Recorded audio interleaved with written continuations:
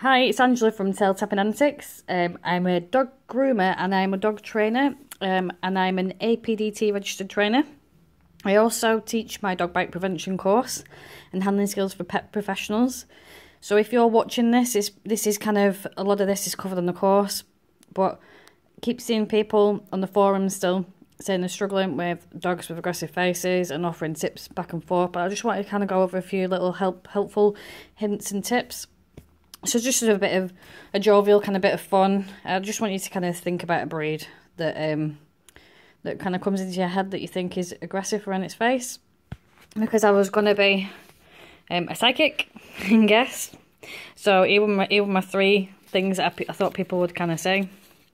So the first one being a Westie, but they tend to be more funny about the legs, not necessarily about the faces.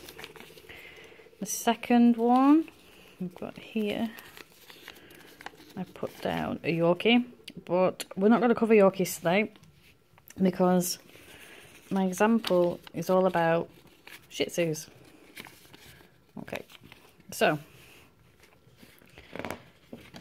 here's the scenario. We've got a Shih Tzu. They tend to have squashed up faces, brachyphilic faces. The hair grows constantly into their eyes, irritates them. If it's a dog that's gone, quite a long time in between being groomed, it's going to irritate the eyes. They might have discharge from the eyes, what I call eye bogies. So they can be a little bit more sensitive, because if the eye bogies dry onto the skin, they tend to they're hard to lift, and it's not pleasant for a dog. They're easily removed every day if you know how to do them. Shih Tzus can on the whole have bad teeth, which comes into play when we're kind of trying to hold the mouth. The pressure might just be too much, even though it's quite a light pressure. If they've got bad teeth, they're going to feel it even more, be more sensitive around the mouth.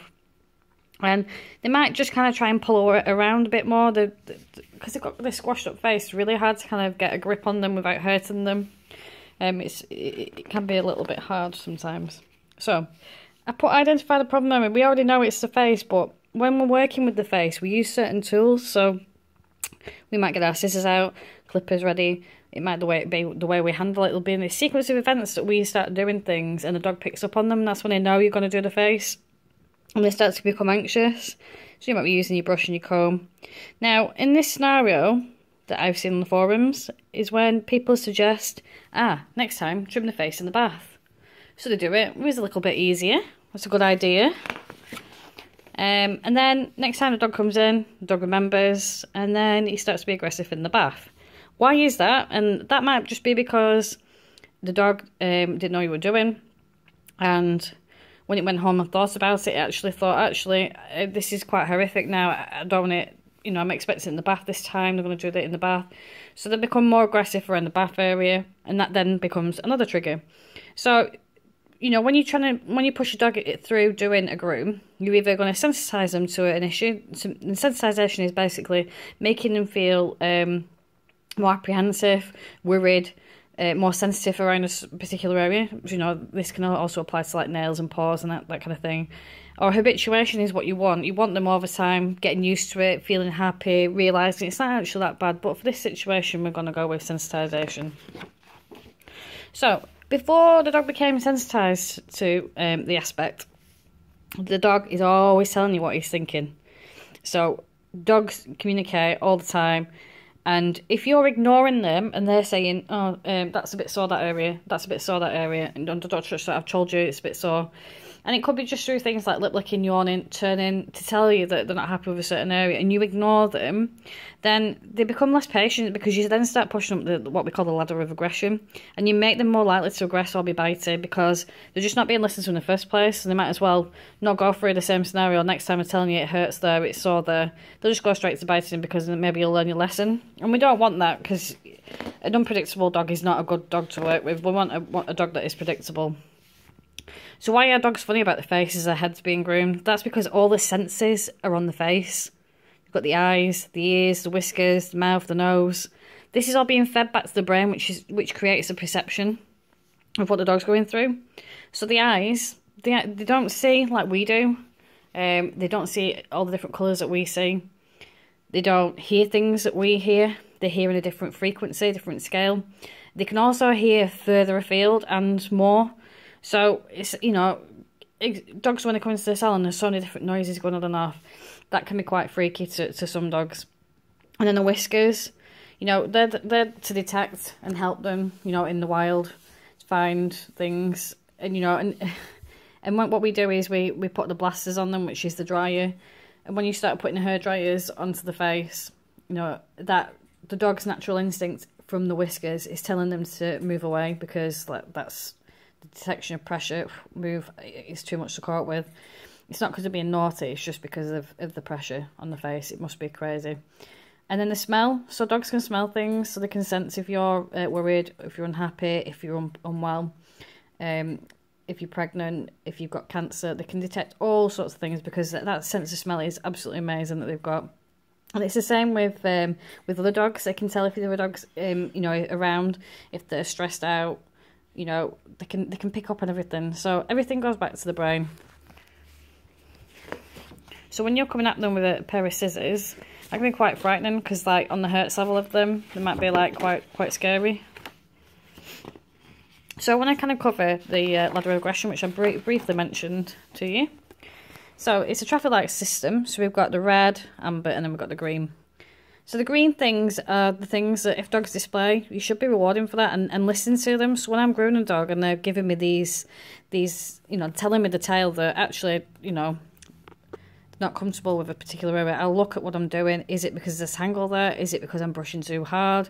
Is it because the muscles sore because they've fallen when they've been chasing the ball? There could be so many reasons why the dog is kind of worried about a certain area, but you know, they've got the right to communicate if they're feeling, you know, not particularly happy about something, just like we were. So, you know, if you go to the hairdressers and someone's hurting your head, brushing your hair, you're going to say something, you're going to stop them, you're going to stand up. You're not just going to keep on taking it, because we're all on a limit where we're going to snap at some point. So, working up the ladder, if dogs aren't being listened to in this particular area, they're going to start displaying more. And this can go rather quickly, depending on the dog. Some dogs are really good, they'll give, but you don't want to rely on just the giving. You need to be listening to what they're saying and making changes before you even get to this point. So some dogs will go straight to growling, but most dogs will give a kind of a signal down here. Dogs that go kind of straight up the scale are generally dogs that have been told off. If you tell a dog off consistently for displaying its own natural feelings of how it's been put in a situation to deal with, then that's not fair, because next time the dog won't give a warning signal, it'll just go straight to bite. And believe you me, that's a dangerous dog you can have, a dog that doesn't give any warning signs. Now, because this is kind of a grooming related scale, this scale isn't specific for groomers. This is just the ladder of aggression.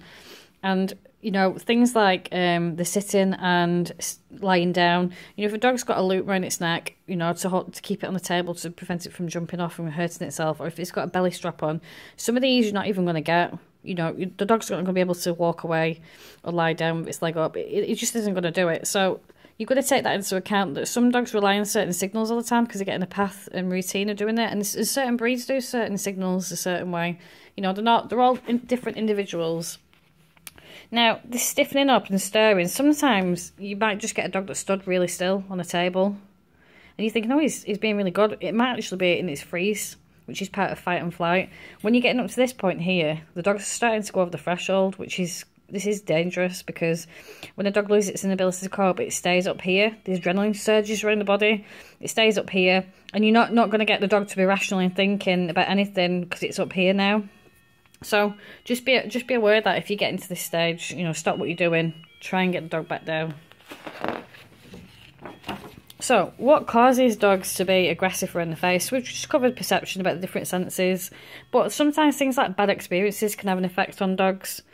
You know, sometimes people at home have decided they're going to do some trimming around that visor and they've pinned the dog, and the dog's remembered it, and it was a horrible experience with the dog because the dog perceived it to be a bad experience.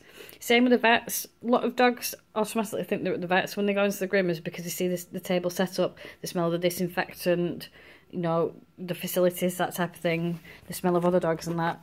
So, and other experiences which could have happened in the puppy's development stages that are completely out of your control, that you had no impacts on, they've just happened. Then we've got like restriction. So if a dog's like kind of held, or it's got a noose on a belly strap, you've actually took away its freedom, so that in a way is quite punishing. And I put here, look, a confrontation, because when you're holding a dog's face and you're combing out every bit of hair to try and get a really nice straight finish, you know, while we're doing that, we're actually staring at the dog.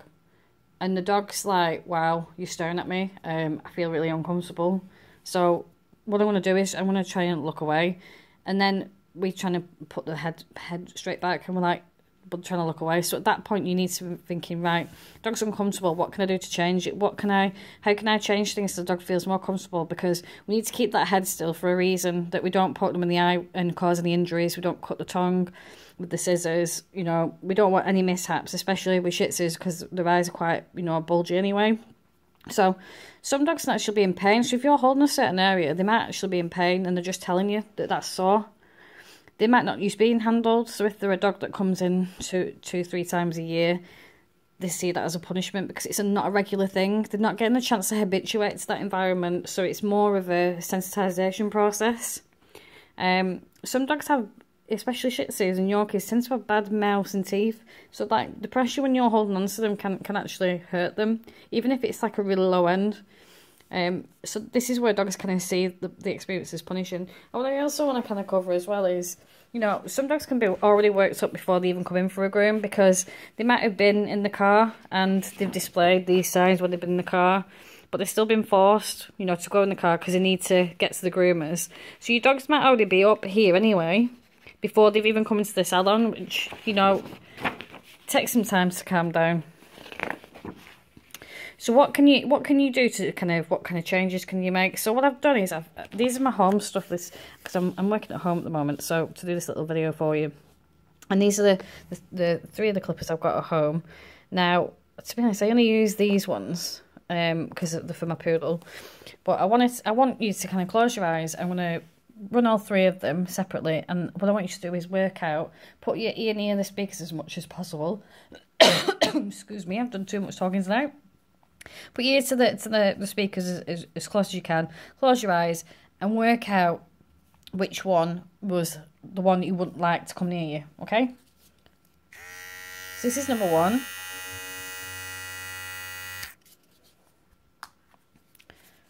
This is number 2. And number 3. Okay, so my preference, personally, would have been the first one, because that's quiet. This one is way too noisy. Now, this is classed as a trimmer. Well, they're all trimmers, really. These aren't really meant for kind of clipping hair off in terms of like a full groom. These are more for like styling faces, sanitary areas, feet, that kind of thing.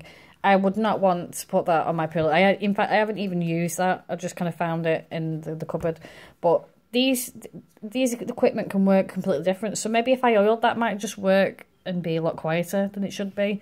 I know definitely on the Arcos the battery's going on that, because you can hear the difference. So sometimes that can set a dog off as well. But if you're working with a dog that's worried, especially in noise sensitive breeds, and you don't want to tip them over the edge by putting a really noisy clip in the other ear, because they're just gonna straight away freak out. You're gonna get them over that threshold, and they're not gonna come back down on that groom. And once they're already up there, and that you know, adrenaline's surging around the body, that dog's going to keep on fighting because it's worried about saving itself, okay? So I'm just going to show you some of my scissors. These are just my home ones. Please nobody tell my other half. I do have a lot more at work, which I hide. These are some I haven't used. I mean, I don't particularly like these ones because it's just too heavy for me, but a lot of people really like these ones. But some I use, majority of them I use. But I just want to go through, do the same thing with the trimmers, and get you to think about, close your eyes, imagine you were nervous and you've got these coming towards your ears or your face. Which ones would you prefer? So these are just some kind of small straights. The Black Pearl Gibbs. Rubies.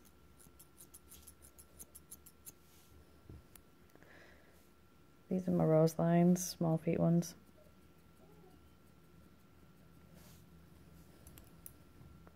Some Gibb gaiters.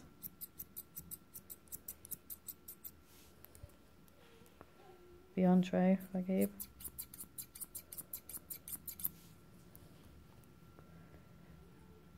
these eye hassles. Which one would you prefer? I mean, I tend to stick to like the quieter scissors, so for this example I would use these two. If I'm working with a dog, I want to have control of my scissor. I don't want to, you know, I'm going to go with a shorter blade. This is ideal for this scenario. It's the basic toolkit for groomers in the UK. Roseline, most people, most students set off with Roseline, and you just can't knock them because they're a good quality finish scissor and they're durable. I mean, I think I have two of these pairs and they just last forever, and you know, you can have them finely tuned every time, you know, the wear on them, but they're still lasting. I mean, one of mine was 10 years old now, so that's how long they do last, and they get used every day, they get hammered. So best to stick to something like these, the quieter shears, rather than putting something like this on a really nervous Shih Tzu's head. They're just going to freak them out, make them pull away even more, because you just want to see what it is. Now, when you're introducing kind of like the dryer, the scissors, or even the clippers, what you want to do is think about desensitizing the dog. So we don't want to make them sensitized, we want to desensitize them. And we also do that with another term called counter conditioning. Now, really, this is kind of separate from another video, but when you're introducing anything, you need to do it at a distance, first of all. Get the dog used to it. Don't just suddenly present the scissors, you know, straight in the head. You know, that's just like, wow, it's not had a chance to catch up, and then, whoa, that's just too much. So work with the shear, you know, if it is a noisy shear, work with it. Say this is your dog here. You know, let the dog be able to see the scissors, but work them at the distance so they're getting used to that scissor and nothing's happening to them. So they're, you know, they're calming down about it, and then slowly, you know, moving towards them and working in baby steps, where the dog's comfortable with. Same with the clippers. You know, if I've got a dog that's worried about them, I'll turn them on, but I'll have them at a distance. So whatever you're doing, dogs take the perception from, and then just make sure that all your equipment is oiled and up to date, because that will have an effect on, you know, the noises and the level and how the dogs perceive them. So looking back, so we're trying to trim this dog's head, whether we're clipping it or whether we're scissoring it. You need to, if you spot the dog's giving you some calming signals, maybe it's you know, trying to turn its head away, etc. You can do things back. So that ladder of aggression that I showed you, the green steps, you can be doing back to the dog. So blinking, head turning away, tilting your head, because you just, when dogs tilt their head like this, it just means they're curious. So you can do the same, and then dogs are like, wow, you know, okay, it's not that bad after all. And looking away, turning your head away, because then, you know, if you're holding the head and you're staring at them intently, that's quite scary for some dogs. So, you know, every so often keep looking away, keep blinking, you know, yawn if you need to, but try and do the natural things that, you know, makes the dog feel a bit more comfortable. And when I said about sometimes with a dog, if they want the face back, I give them the face back. It's not about a war or a dominance thing. You know, hold the, you know, underneath the muzzle, and then let go and tell them what a good dog they've been, and build it up slowly, because in the day, expecting a dog to kind of be held, scissored, and stand still on a table at height is a big ask, and you know, you just can't expect everything in one go. So you need to build up with little things, because if the trigger is you holding your hand under there for a certain period of time and the scissors are introduced, it's just too much, and that's what we call trigger stacking, where we put one thing after another and the dog just can't cope anymore. So it kind of reacts to that, and that's what we don't want. And what I kind of want to summarise is, there's just no magic wand with dog training. You know, don't feel like a bad groomer if you can't get that dog's face done. You know, end of the day, the dog's entitled to tell you if it's not happy. There's no quick fixes. You can't just say to a dog, don't be nervous, just accept that these scissors aren't going to do anything. Because we as people can't flick off emotions. We can't just be, you know, confident. You know, when we're saying a job interview or something like that, we can't just flick them emotions straight off, because you're already experiencing something and that's your body's way of coping. So just, you know, just try and think about the little tweaks you can do to give your dogs a great grooming experience, because that can change the perception of the process. But you also need the owner's commitment and time in this, because if you're doing all the work and effort to try and get the dogs happier, and it might just even be like a couple of minutes here and a couple of minutes there on each of the grooming where you take the time, it's easier to do that than try and wrestle with a dog for half an hour, because it just gets you worked up, the dog worked up, and nobody has a nice experience, and the dog remembers that. But, you know, make sure that the owners aren't kind of ruining that by kind of forcing the dog to have the face trimmed, and explain to them the why it's important. And grooming should be pleasant and not forced. And, you know, there's lots of things you can do, like getting the dogs to come in each week and just have a play around and have some cheese and a bit of a picnic party type thing on the grooming table for them. It should be fun. It should be a good experience for both of you. So happy grooming, and please subscribe to my channel. Thank you.